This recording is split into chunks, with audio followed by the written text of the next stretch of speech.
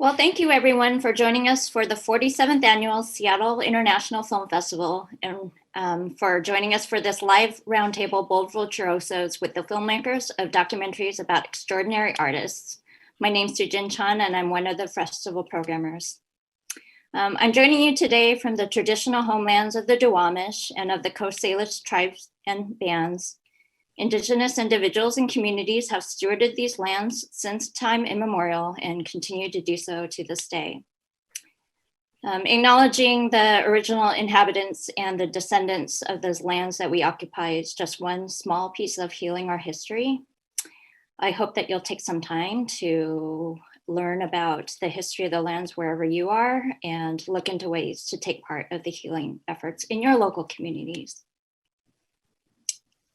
We're excited to be joined this evening by producer of Amy Tan Unintended Memoir, Cassandra Jabola, and director of Check Connelly Into the Light, Benjamin Schwartz. Unfortunately, Miriam Perez Riera, director of Rita Moreno, Just a Girl Who's Decided to Go For It, is no longer able to join us due to a travel disruption. So we're really sorry that it didn't work out for her to be able to join our discussion today. But welcome, Cassandra and Benjamin. I'd like to start by asking you to introduce yourselves, where you're calling from, and a brief description of your film. And Benjamin, why don't we start with you? My name is Benjamin Schwartz. I am the director and executive producer of Check Connelly Into the Light. I am in Connecticut right now, streaming live. And my film is about an artist who, has a very checkered past. He had a previous documentary film made about him 10 years ago when he was an alcoholic. And it didn't go well for him, the experience, and his marriage ended. There were all sorts of problems. And I found myself filming Chuck Connelly 11 years later, approximately. And the story is about him deep in isolation, surrounded by all of his life's work, his paintings, everything he's created. It's about a person who's a true artist, and about him discovering himself and kind of allowing himself to re-enter the world and participate and be a member of society again. And there's a lot of painting, and there's a lot of creative art that takes place throughout the whole film.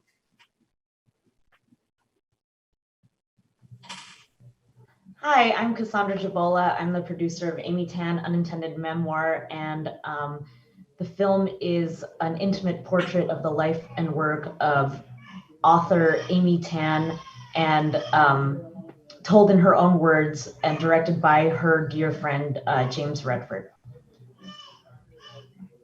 And I'm calling in from the San Francisco Bay Area, the land of the Ohlone and the Ramaytush people.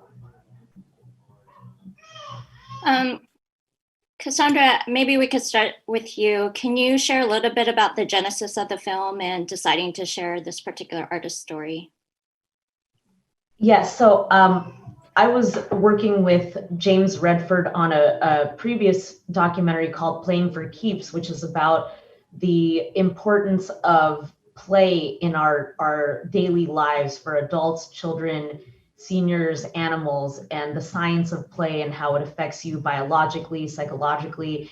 And we were interviewing different characters, kind of like vignette stories of people with different types of stressful jobs and what their form of play was. Like one of the characters was Lester Holt, an anchorman and reporter, journalist, and his form of play was playing bass guitar in a jazz band. And there was a woman who worked on Wall Street, and she would paddleboard. And one of the initial interviews was with Amy Tan, who's a famous writer, and her form of play, which you see in the film, but I don't really want to give it away, is that she has several forms of play, but she is in a rock cover band. And my fellow producer, Karen Pritzker, saw the interview and thought, oh, she needs her own separate film. So she is not in the film Playing for Keeps, and we were able to make a film that's just about her life story and her work.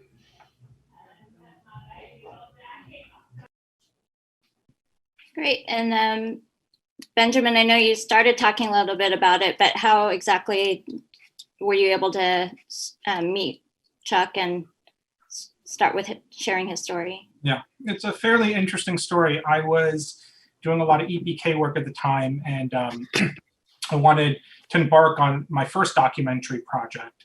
I had watched the film New York Stories and was enthralled with Martin Scorsese's piece. So I found out that Chuck Connelly was the inspiration behind that short film. It's a great film, by the way, if anyone's interested in watching. But I reached out to Chuck's website thinking that I would get a response back from, you know, somebody working for him, something along those lines. I sent out a very general inquiry, and Chuck actually reached out back to me on the phone a few days later. And the next thing I knew, I was at his house. And once I found myself in Chuck's house, I think everything changed then and there. The atmosphere, it consumed me. I was surrounded by all of this artwork, the fumes of the cigarette smoke, the paint fumes. And as he was showing me the house, he told me another documentary had been made. But by the time I think it was, I drove all the way, at the time I was living in New York, I drove 2 hours out to Philly. I spent a couple hours with him. By the time I left, I knew I needed to make a film with this guy. And I think he was almost on the same page. So I felt it was meant to be. And I think he feels the same way too. Us finding each other. Okay. And you were saying before we started live that it took a couple of years? Yeah. I've known Chuck for a little over 3 years. The process of filming this project was very long because I needed to earn his trust because he had a previous documentary made about him, and you know, he felt slighted and he had a bad taste in his mouth from that past project. It didn't bring the kind of success or notoriety. The previous film really focused on alcoholism and kind of sensationalized that. That wasn't what we were trying to do, but because he had all of these past experiences, getting that comfort between us, getting that trust was something that took a long time. And I wanted to really showcase his artwork. And the house is full of 5,000 or 6,000 or 7,000 pieces of art. So just from a cinematography standpoint, the complexity of just filming all of that artwork in a way that would be very engaging for a viewer requires a lot of time. And I was fortunate that Chuck allowed this. He allowed me to enter his life and to follow him for many years. So yeah, it was a long process. Yeah, and you know, the other two documentaries kind of took kind of they kind of covered the entire career of both Amy Tan and Rita Moreno, and for you, it seemed like the film was more focused kind of on the now. And so, even though like you were covering the span of his work, I was just wondering how you decided to cover the story that way, where you really focus more on the now and the future rather than in the past. Yeah. Well, yeah. So we made a decision very early on that the last documentary that was made on Chuck was much more comprehensive. It showed him as a child. It filled in the whole past. It was his previous marriage was incorporated into it.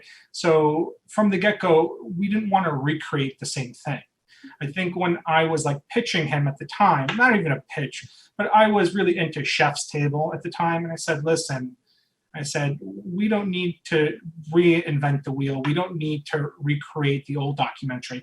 Let's figure out a way to showcase your art and who you are now and just follow this journey through. And that was kind of the starting point. We wanted to create a new story, whether it ended bad or good. We wanted it to be unique to itself. And we were really, really vigilant not to recreate the old documentary. Nobody wanted that. Nobody wants that. It needed to be a new piece. And that was something that was very relevant for the entire process. Would you recommend that the two documentaries be seen as companions of each other, or? They can. They would work very well as companion pieces, but they're two completely different projects. Again, not to keep saying the same thing over, but one is Chuck was in a really bad place. He was an alcoholic, and the film was very entertaining, his last documentary, but it really focused on him being a drunk and being outrageous, and the marriage that he was in. It kind of pinpointed all of these kind of like sensational storylines. And that's how, from my understanding, and I think Chuck would say something, I think that's why he feels he was burned in the process. It's everyone became successful on his shoulders in the last project, and he thought he was giving them what they wanted. But, I think, he was poking the fire. They're feeding him booze and doing all sorts of wild stuff in that last documentary. When I met Chuck, he was a sober guy. So that was I don't think I would have participated if he was an alcoholic, right, or he was still drinking. Just personally, I don't think I would want to pursue that.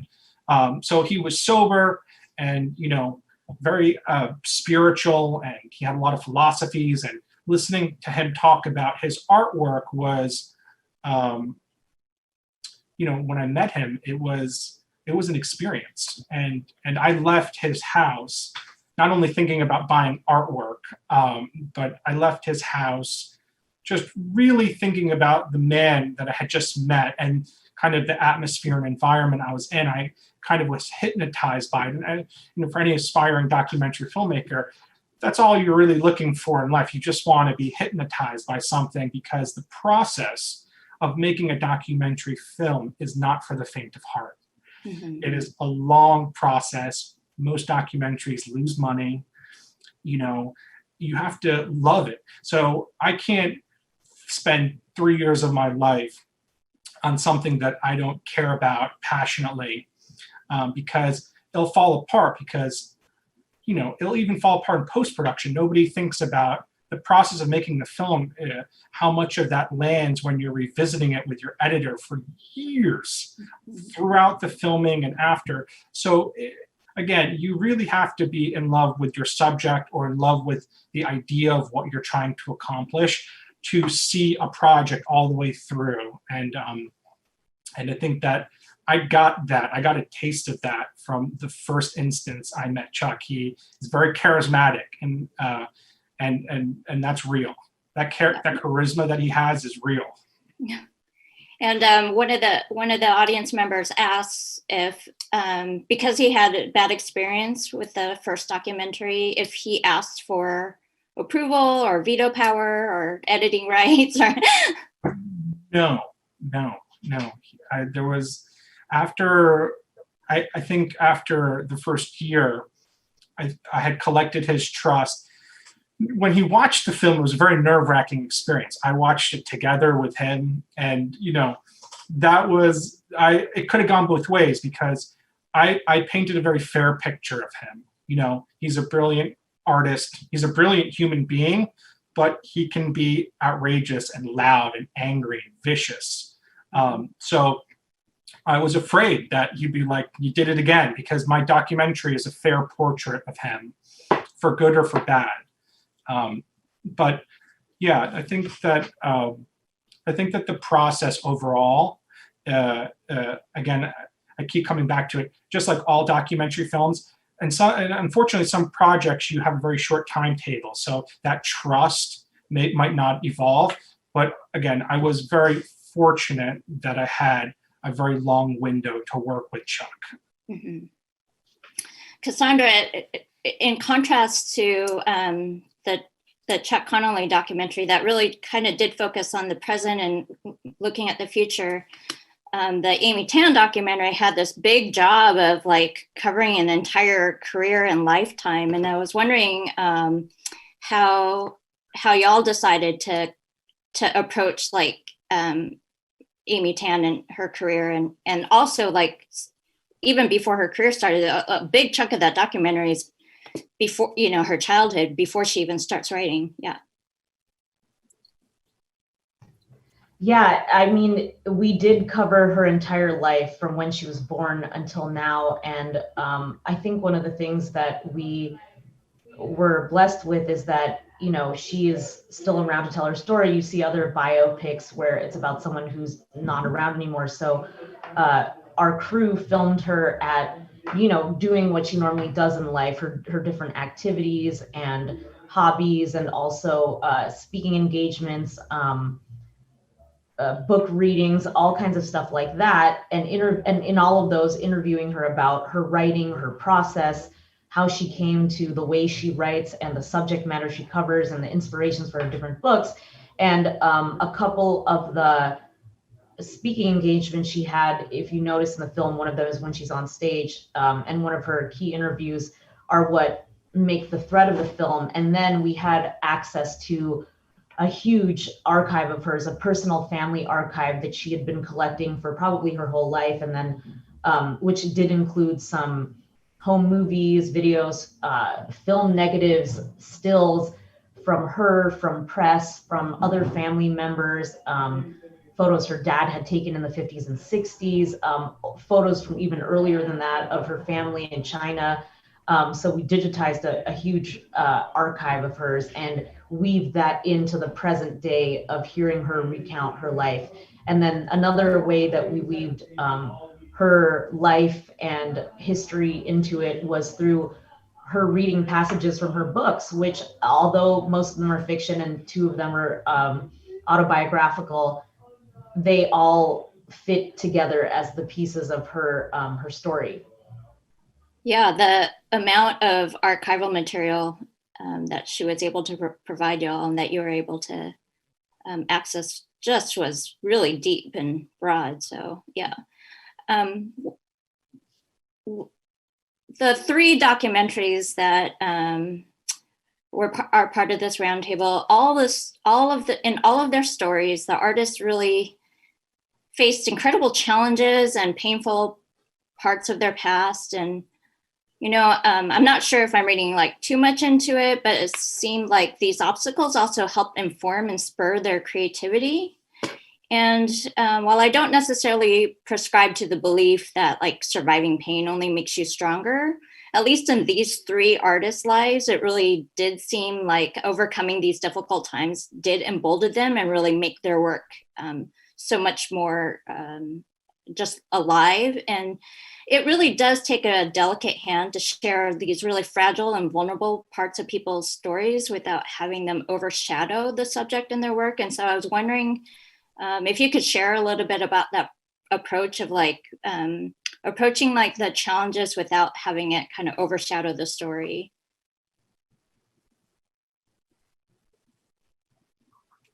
Yeah, Cassandra, why don't you start? Oh, okay. Yeah, you know, I think it can be very tricky to cover personal trauma with any subject, and it's really just about how comfortable they are talking about it. And for Amy, I think we were lucky that she does do so much public speaking. You know, she does speaking engagements. She does a lot of, like I said, book readings. She teaches.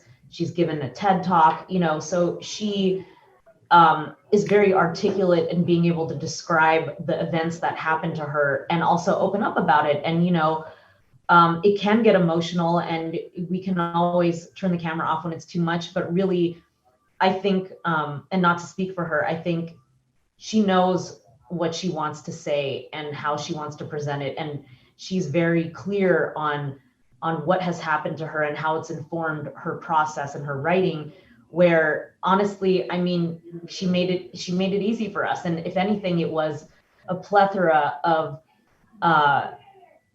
so many stories, deep stories, traumatic stories, not traumatic stories, inspiring stories that, I mean, we could have made a film twice as long. And if anything, it was how to put together in the edit what made the most sense in her in telling the story with her through line. And but yeah, with the sensitivity, I mean, there's a lot in there. There's rape, there's psychological things. I don't want to give away too much, but as long as she was comfortable, we were comfortable in Yeah. what she was sharing. And I think she wanted to clarify some of the things that are in her books that were inspired by things that happened to her, things that happened to her mother, her grandmother, generational trauma. I think it was important for her to get it out there into the world, so that people have a better understanding of her writing and of her in general as a writer and an artist.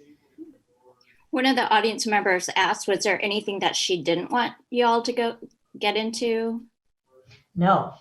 Not really. It wasn't like we couldn't cover a certain thing. So for us, it was just, what do we want to reveal and when, in terms of peeling back all the layers of her. But honestly, I've worked on other biopics, and it was just such a natural, organic flow of, she's already been telling her own stories in her own work. So to be able to sit down and ask her, how did this affect this book, or what was the inspiration for this, it just flowed out of her very naturally. And I think that was what we were going for, because we didn't want the film to be someone else telling her story. We really just let her tell her own story in her own words, and then put it together from there. Yeah, that actually sounds a lot like what Benjamin was saying about Chuck wanting to control his own narrative. And I guess the same question for you, Benjamin. Were there things that he just didn't want to cover? No. He allowed me to ask all the questions. The caveat to that is, if I asked the wrong question, I was going to get a response. And that the spectrum of that response was the interesting part, because, Chuck has been inside the space. He's had great successes, failures, successes, failures. So he's lived a long life, and he's been painting. So before I entered his life, a younger guy trying to make a film about him, he's already experienced it all pretty much. And I think the learning process was kind of how to go about asking questions in a time frame, letting things breathe sometimes. Again, like Cassandra said, that's super important. But he was an open book. Some things, though, you got the ugly end of the spectrum in terms of response, and not necessarily because he's a bad person, but because he felt so burned in the past. A great way to get on Chuck's bad side is if you want to start negotiating or starting to place value on his artwork, like if a prospective buyer, I'm sure that's the same case for any artist, but throughout his life, he's had people trying to exploit every aspect of his life, from his paintings, from him being on screen, people using his life story in actual film. So again, he would answer all my questions. I think the process was kind of identifying how to ask the questions, and then if there was a response that provoked him in some way, to identify whether there needs to be a breathing period, or the opposite, whether I just need to kind of go through all these questions now, and if it's ugly or if it's loud, it just needs to happen now, and then it needs to be done. At the end of the day, it's like a marriage. You really can't leave your subject unhappy. So we never left the day on bad terms, even if the day was hard and we're filming and doing a whole bunch of stuff. Most of the contentious components of the film was I was trying to invoke certain levels of change in him, because my subject was very isolated. He's basically isolated recluse surrounded by his artwork and his world's very enclosed. So I kept telling him, I'm going to try to make you do anything I can to get you out of this universe. And we both understood that would come with successes and failures. And if you watch the film, you'll see that, most of the failures I'm at the blunt end of those failures. And it was something that I was willing to embrace. And after a while, the latter part of our production, we were just friends. We were filming. I was filming in paint. I was covering his things. So a lot of the contention that you see in the film happened and was filmed in the beginning of a 3-year process. So a lot of those little snippets where he's trying to tell me what's what, regardless of whether he's right or wrong, I think we spoke about this previously, is a lot of the times what he's passionate about and what he's saying is right. It feels right. You can, as a viewer, you can understand where the frustration's coming from, but you're experiencing it in a very, as a viewer, and me personally, you're experiencing it in a very ugly way sometimes. And I think that was the main part of the film. Was this film wasn't about just showing that this is a guy that can be ugly. This is a character study about a person that's deeply trying to understand where his life is, trying to evolve past it. And in the process, which is the most important thing, is painting fantastic art. Mm-hmm. Just beautiful, beautiful art throughout the whole process. So, again, it was a learning experience. Yeah, some filmmakers would choose to edit out all of the antagonism that he very sometimes directly and expressed towards you. And I don't know if I've seen a documentary quite like this where the subject's antagonism of the director is so bold or so blatant, and I'm wondering how you came to the decision to keep that footage in, and like you said, and how you were able to keep that relationship kind of flowing in the midst of all that antagonism. It's a great question. That happened in post-production. It was very considered, because if you're trying to make a documentary film, you don't want to incorporate yourself. You want what you're doing. You want your subject to be the focus. So in a sense, incorporating myself, even if it's at the blunt end of some of these exchanges that I had with Chuck, was something that we considered. And ultimately, Robert Carter and myself, Robert Carter is the editor, we decided that the process of me trying to get through to Chuck and all of these little instances that happen is so beneficial and so part of the story, especially for filmmakers, cinephiles, people that are in love with, just making films. Watching me go through this is something that we understood people would take deep pleasure in, as just like a very bare bones way to understand. This is sometimes what it's like to really make a film. And we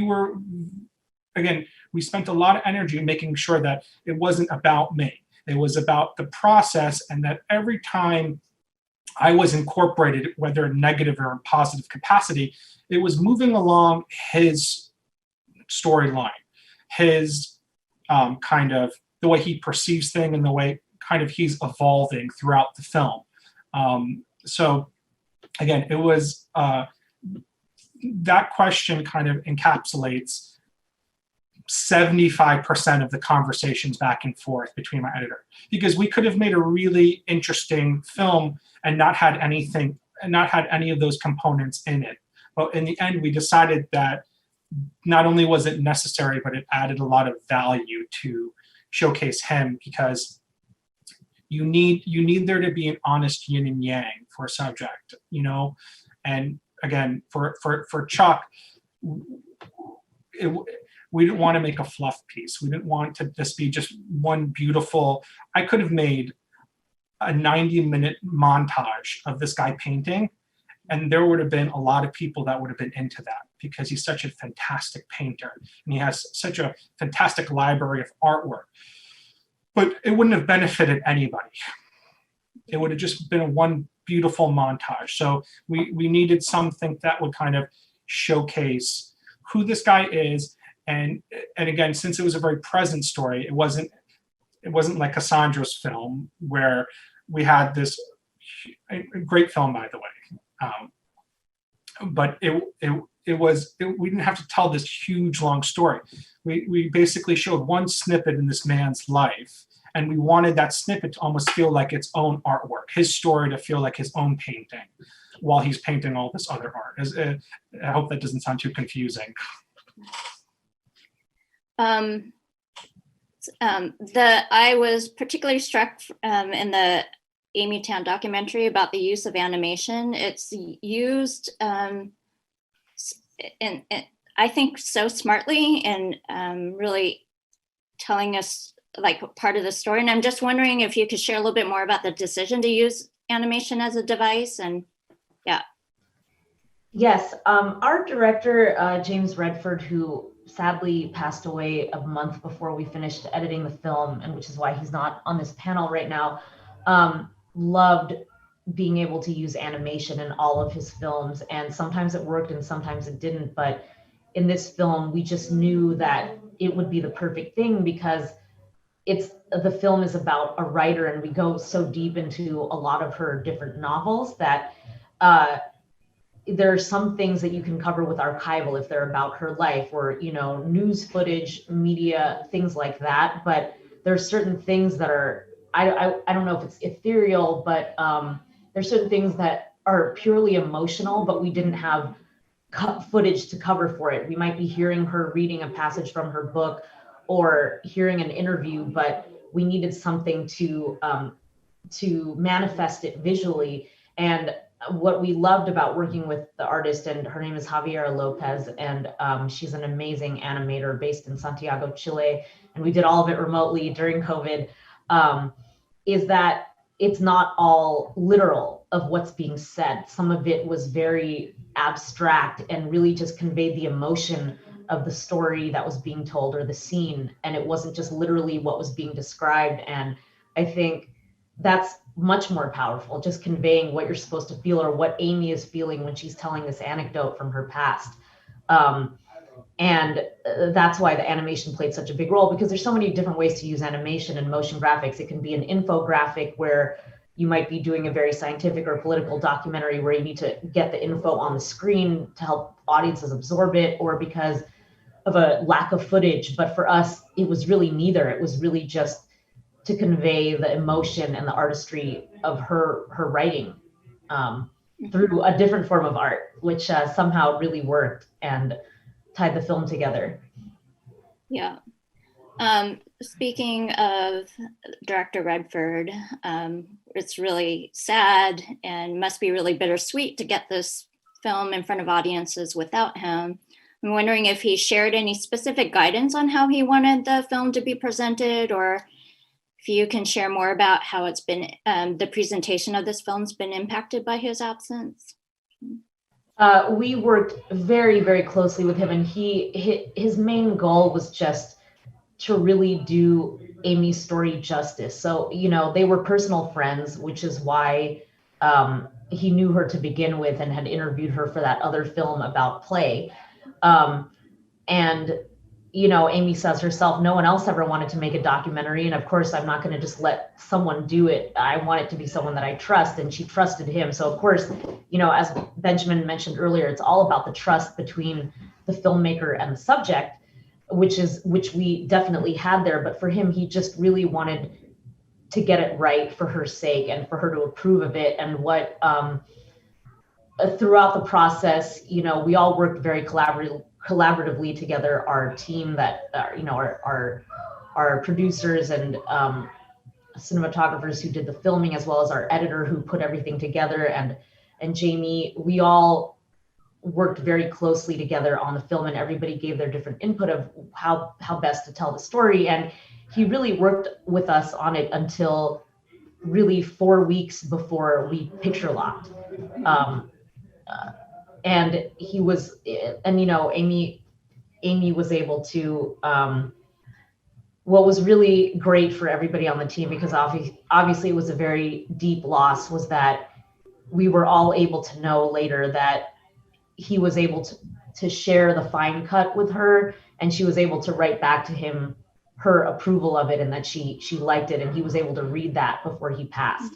So he was able to get that closure, but we knew that and then after that, the team really banded together to finish the film. And, it was a huge push because we had to get it ready for Sundance back in January, February. And Amy has really been a huge support helping get the film out, because, you know, it is about her, and she's helped be a spokesperson for it, you know, joining us for Q&As and whatnot. And, you know, I know it's not just because she wants her story out there, it's because she's doing it for him, because he did this for her, you know, getting her story out there. Yeah. Speaking of getting the story out, this is an unusual time to try to get films out. And I'm wondering what particular approaches or challenges are you facing in trying to get this in front of audiences during a time where people can't actually, or are not going into theaters quite yet? Is that directed to me? Sure. Well, we're still kind of in the middle of the process of running it through the film festival circuit and kind of building traction. I think I spoke to Chuck. Some possibility we might screen the film once there's some sort of normalcy back in this world with vaccinations and stuff, where, you know, we can have audience and kind of engage, maybe do some screenings in some museums and kind of continue the road to, you know, whatever distribution channel it finds, whatever platform it ends up on. But yeah, it's not the best year to be a filmmaker. You know, you're obviously, everyone has their films, everyone's competing for the same slots. So it was an unexpected challenge. But again, every part of making a film, whether it's a documentary film or a feature film or a short film, is you're climbing Everest for every project. So the idea that this is a roadblock, this is just one of like 10 more roadblocks that we'll experience on the distribution path of this film. So take it with strides, it's the best you can do. Yeah, well, and then also congratulations to Cassandra, because the documentary is going to be presented in the upcoming PBS American Masters session season. So that's wonderful. It'll get some viewership that way. But is there also hope that once people are going into theaters that it will be screened in cinema? So we're still in talks about that, but, you know, we were lucky that before we even started the festival process, we already had PBS American Masters locked. And, you know, traditionally, I know the landscape is constantly changing, but traditionally you make the independent film and then you apply to festivals and you try to get in, because getting it seen at festivals will potentially attract distributors. So we were lucky that we already had a distributor before, but I still believe that festivals are really important because it's a way to get people to see the film, and you don't know what your distribution is going to be. So it can be seen in different areas. And for me, you want the film to be seen by as many eyes as possible. Otherwise, why did you make it? And, you know, making a film and then distributing a film during COVID has been a roller coaster, and especially because all the festivals, they're taking fewer films than they usually do. It's more competitive and we can't all meet together. We can't see it on the big screen. But the one thing that I will say that has been pretty cool about it is that it's so much more accessible. You know, like Sundance, for example, everybody would have to you would have to go to Park City, Utah. So not everybody could go to it. But even with this, I'm not in Seattle right now for the Seattle International Film Festival, but we're able to tune in and connect in this virtual way, but it really is more accessible to more people, I think. And that's one of the few pluses that I found in it. But yeah, I mean, it's an evolving landscape, and as much as it is competitive, there's also such a need for content right now because everybody's been stuck at home. So it's been interesting. That's true. Yeah.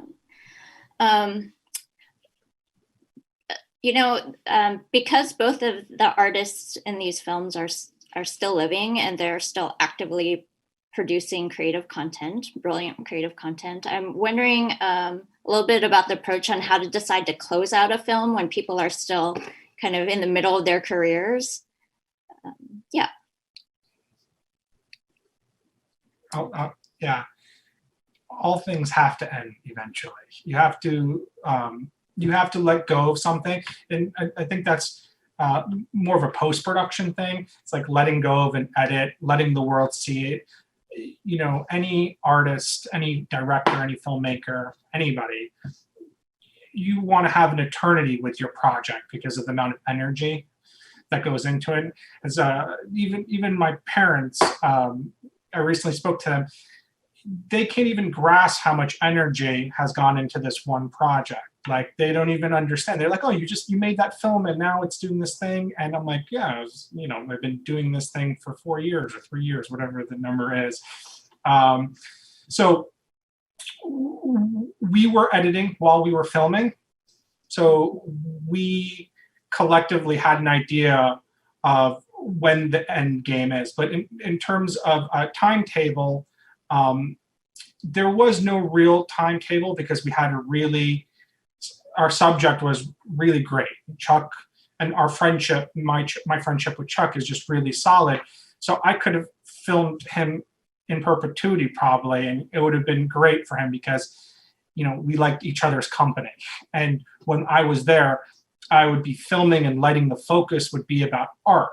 And Chuck Connelly's favorite place in this world is not only to paint, but it's to talk about art. He has a very deep knowledge of all art.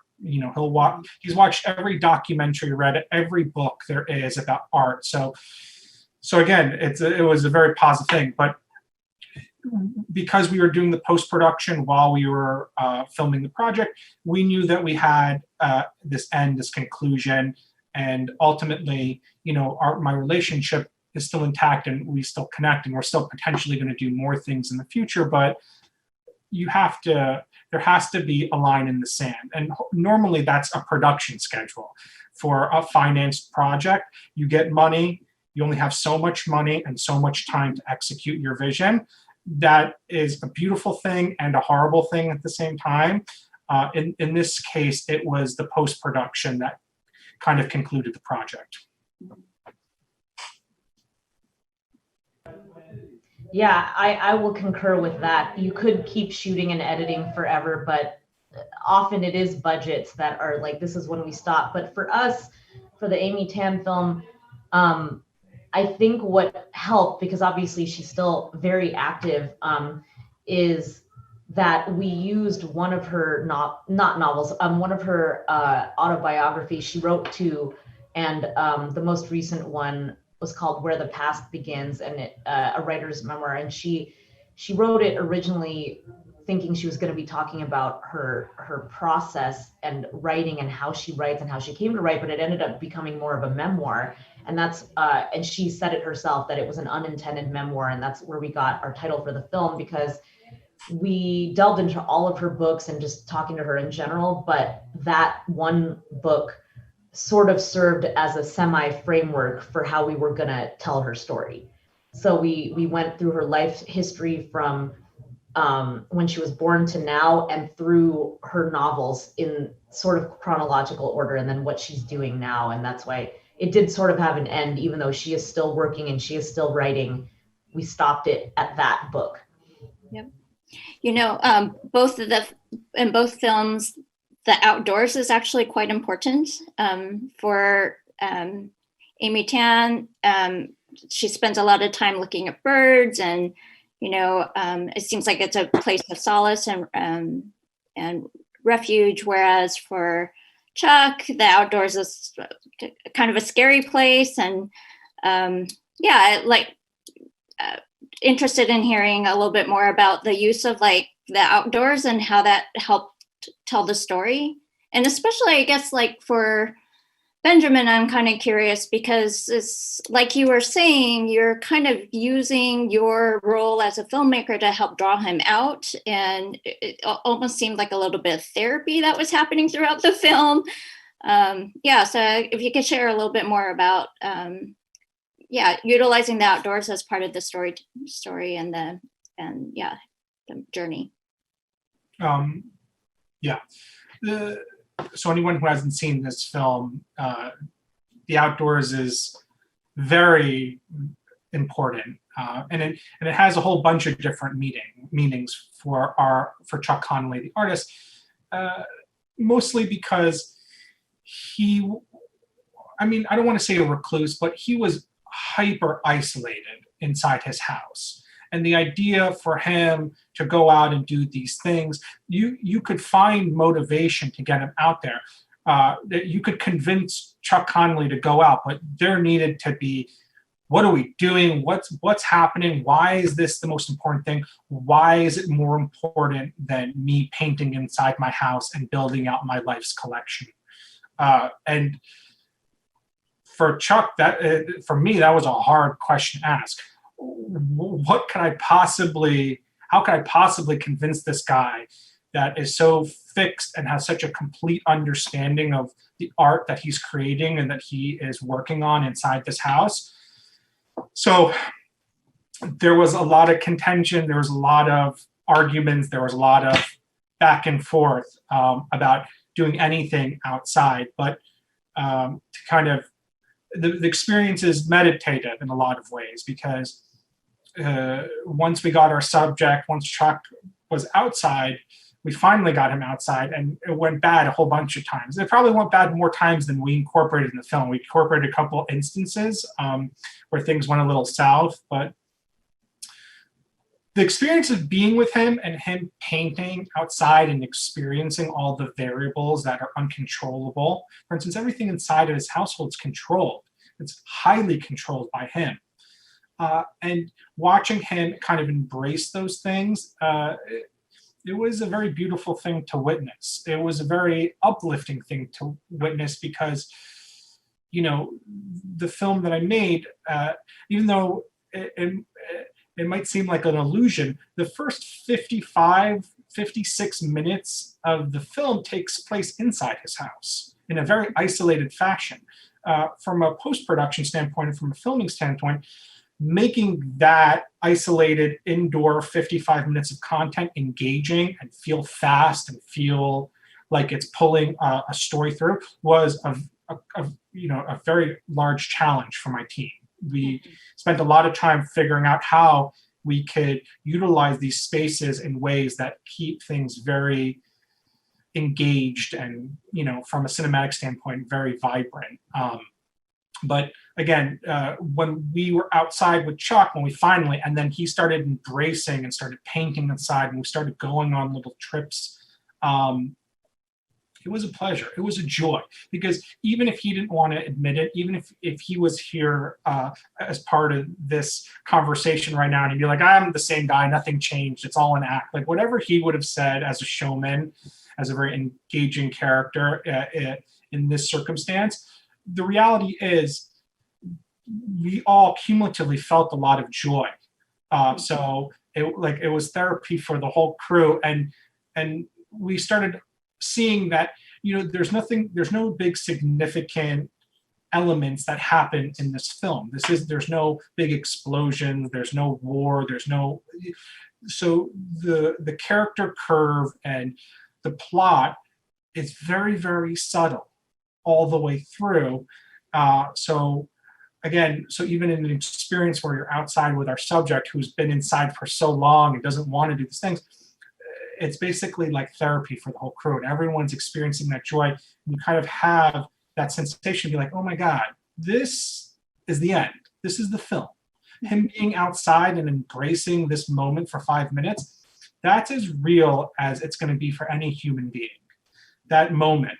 And that's kind of what the goal of the film was, showcasing that very small transition.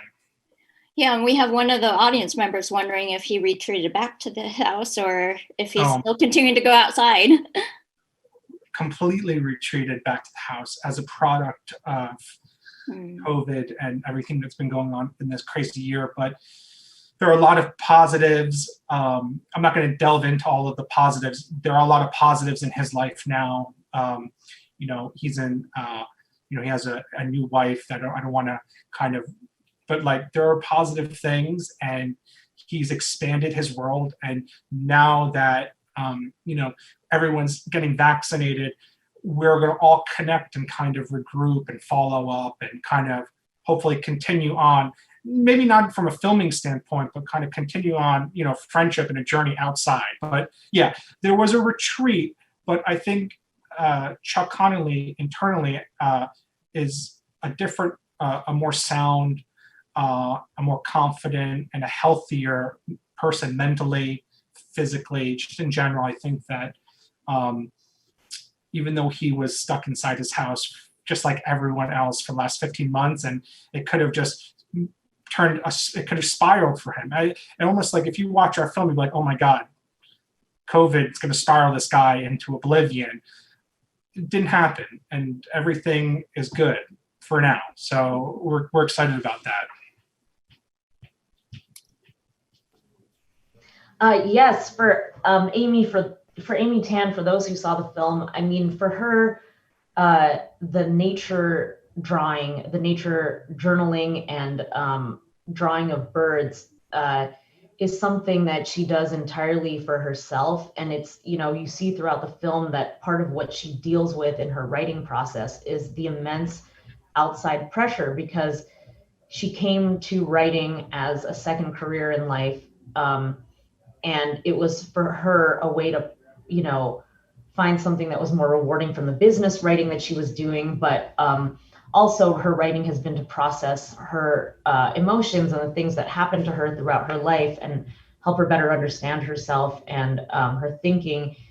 And that is obviously what she would thrive off in writing. But when all the outside pressure, which I think there are so many parallels with Chuck Connelly of like having to sell the painting, sell the books, or being beholden to a publishing contract and having the pressure of having to deliver a book and not being able to just do it on your own terms, it puts a crazy amount of stress on a person in general. But for her, her release is when she's doing things just for her, just for the joy of it, and not because someone needs it or is asking for it. She even says in the film, oh, if I'm drawing a bird by myself, I can draw it, but if someone asks me to draw a bird for them, I can't do it. And so I think that's where nature plays a huge part, that it's not necessarily part of her writing, but it helps her writing because it helps her clear her head and be able to do something for herself. And same with the other things in nature, conquering fears and just finding different forms of release, like the swimming with sharks and whatnot. Yeah. Well, this is probably a question that you all always get in these types of events, but I'm wondering what's next for you. Maybe Cassandra, if you could start. Sure. Well, as a freelancer in film and in documentary, I've always got more than one project going on at once. So I have a few different film projects, and I can't talk about all of them, but one project that I'm excited about is a documentary travel series about the different forms of sweat bathing all over the world. And, like the Finnish sauna, the Russian banya, the Japanese mushiburo, and Mexican temazcal, Turkish hammam. So traveling the world and experiencing those and learning about their history and what people are doing with that in culture now and how it can help mentally and physically. And then another film I'm working on is called Invisible Nation. And it is about Taiwan and its fight to be a democracy in the world where it is currently not recognized as a country, and seen through the eyes of several politicians and activists who are fighting for it, including their first female president. Those sound like amazing projects. Can't wait, especially the one about the sweat bathing. That sounds fantastic. Benjamin, how about you? Well, maybe one day I'm going to continue doing work with Chuck. That's something that's very possible. Prior to COVID, I was in the middle of a documentary film where I was profiling restaurateurs in Manhattan, where I lived prior to Connecticut. And I was doing a farm to table kind of, it's like an Anthony Bourdain type of series without Anthony Bourdain, but it was showing a network of restaurants and where they source their food. And it was kind of full circle. That project midway through went dead, and since then, with the exception of one, all of the restaurants, and we were actually doing, there were butcher shops, there's a lot of people we were profiling. Most of them have gone out of business. I don't mean to laugh.